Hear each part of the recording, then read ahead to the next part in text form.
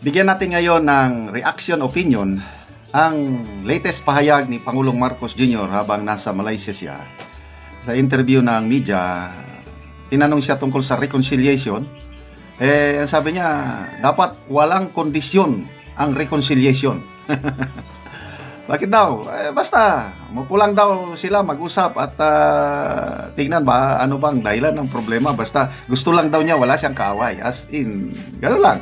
Okay, ito, report ng News 5. Pakinggan natin. Kapatid, update muna tayo.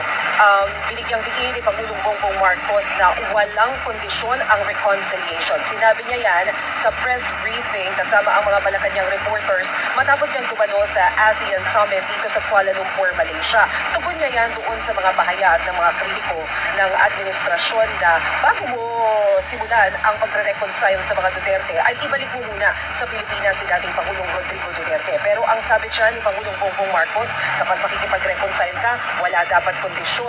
Sinabi nga daw niya na bukas siya na makipag-usap, ibig sabihin upuan natin to at pag-usapan natin kung ano nga ba ang naging problema. Pero kapag nagbigay ka ng kondisyon, wala raw itong patutunguhan. Ang gusto lamang naman daw niya, wala siyang makaaway. At yan muna ang update mula dito sa Kuala Lumpur, Malaysia. Ako po si Maricel Halili para sa Frontline ngayon. Okay. So, yun na. Ano ba? Walang kondisyon ang reconciliation. Paano nga ba nagsimula yung reconciliation na yan, ha? Nagsimula yan dahil sa podcast interview ni Katunying. And I believe na yung mga questions na yon hinanda. Hindi naman lang basta na lang naisip ni Katunying. Mayroon ng prepared questions yan. So, nakikita nila na lumalakas ang political base ng mga Duterte.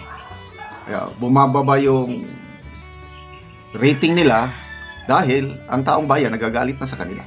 Yung ginawa nila kay BP Sara at kay PRRD. Kasi nga si Congressman Toby Chanco mismo ang nagpahayag ng malaking rason bakit natalo ang alyansa yung pinilit nilang impeachment case ni BP Sara na dagdagan pa ng kidnapping ni PRRD.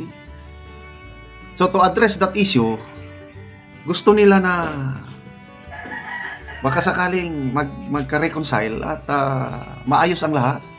Kaya yun ang opinion ko lang ito, ha. Opinion ko lang ito. Yun ang nakita kong dahilan bakit nagpa-podcast interview kagad si PBBM para makabawi.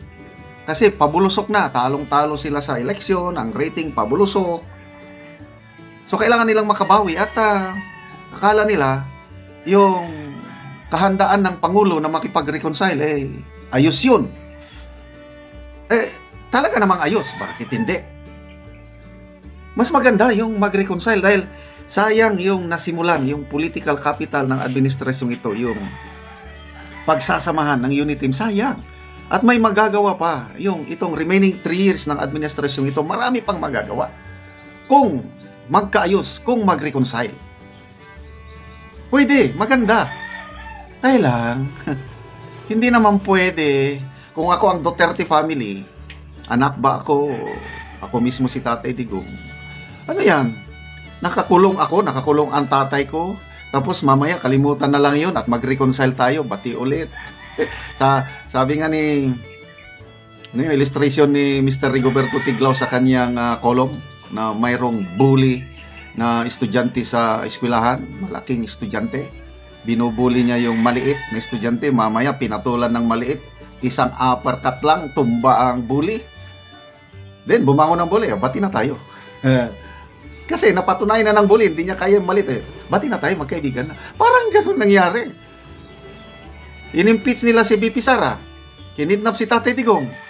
Ngayon, nagkadipo-dipo na sila, talo sila sa eleksyon, baba ang rating nila.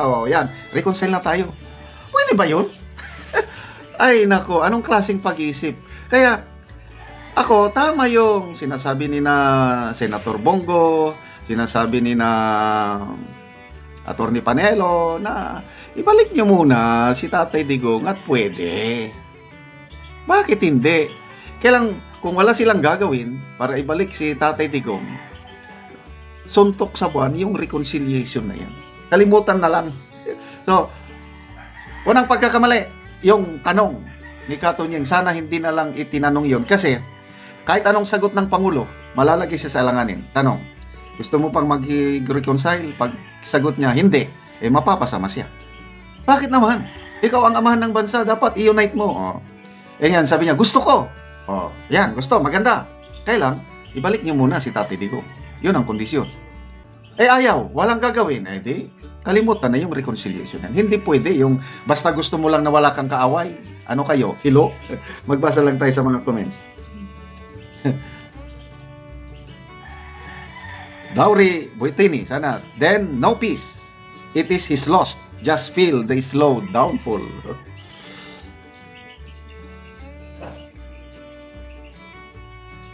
Josephine Kashibawara, no need makipag-away siya sa mga Duterte. Siya mismo gumawa ng gulo sa Pilipinas. Bakit ayaw niya aminin ang nangyari sa gulo? Maribeth Lailobuan, ngagba ka talaga Junior. Iba ang lumalabas sa bibig mo sa ginagawa mo. Ganyan talaga pag... Rebecca Balingit, mahirap reconciliation kung hindi ka magpapalaya. Wala pa din peace and grace.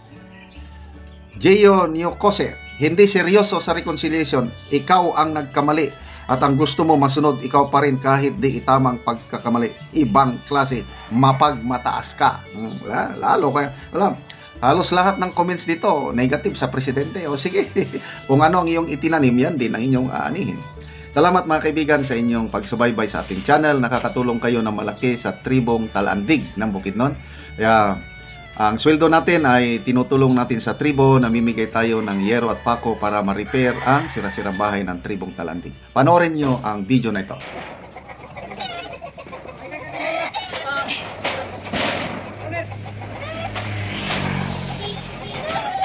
Uy, salamat kayo. Kung sa aming asin sa labos ng sa Ginoo. Ay nakabalay na gyud.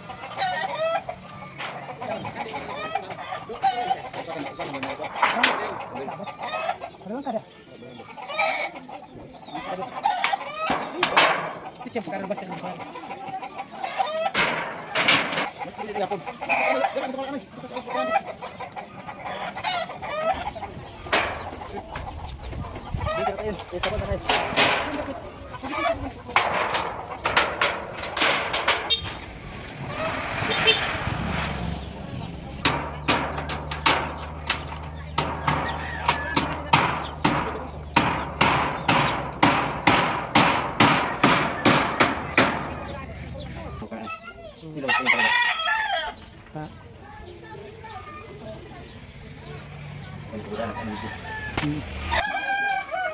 Salamat gid kayo sa tanan nga karon nga pagkaaning sinakaw man gid ko. O salamat sa nag-sponsor sa ani nga nakapakaw man gid ko sa akong balay kay nakatupan gid.